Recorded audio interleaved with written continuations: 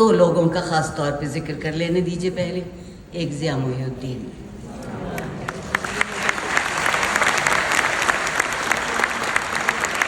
ضیاء محی الدین کو آپ ان کی بیگمات سے الگ کر سکتے ہیں, اردو سے نہیں کر سکتے.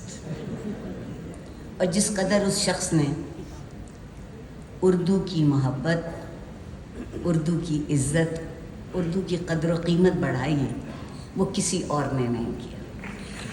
اس سال 34واں سال تھا, 34واں سال تھا جو 7 جنوری کو ان کی شام گزری, ورنہ وہ اس شہر لاہور کو 33 برس ہر 31 دسمبر کی شام کو نئے سال کا تحفہ دیتے رہے. اور انہوں نے اسد محمد خان صاحب کی ایک کہانی پڑھی تھی, باسودہ کی مریم, اور اس کا جملہ میں اپنے آپ سے بھی اور آپ سے بھی کہتی ہوں کہ اور کیا چاہیے تجھ کو.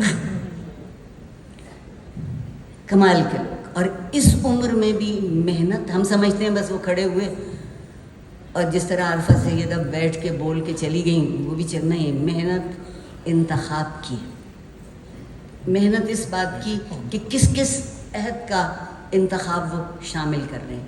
دوسرا نام, اور ایک بات یہ بھی کہ میرے بھائی اور وہ دونوں مل کے برج بہت بناتے تھے, پتوں سے بناتے تھے تو کیا ہوا,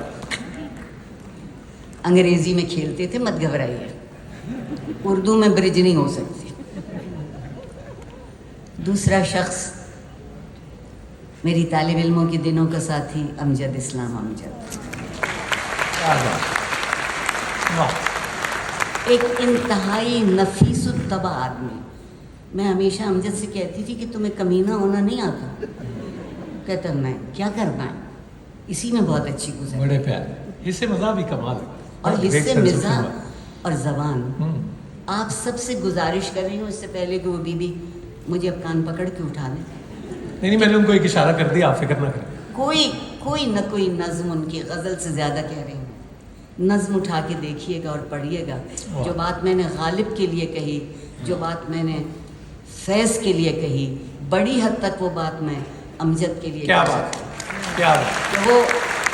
کہ وہ زبان کو ایک بالکل نئے معنی دیکھ کر چلے گئے. اگر میں آج کچھ ہوں تو ان سب مسافروں کے قافلے کی دھول ہوں جن کے پیروں سے روشنی پھوٹتی تھی. اللہ آپ کو سلامت رکھے.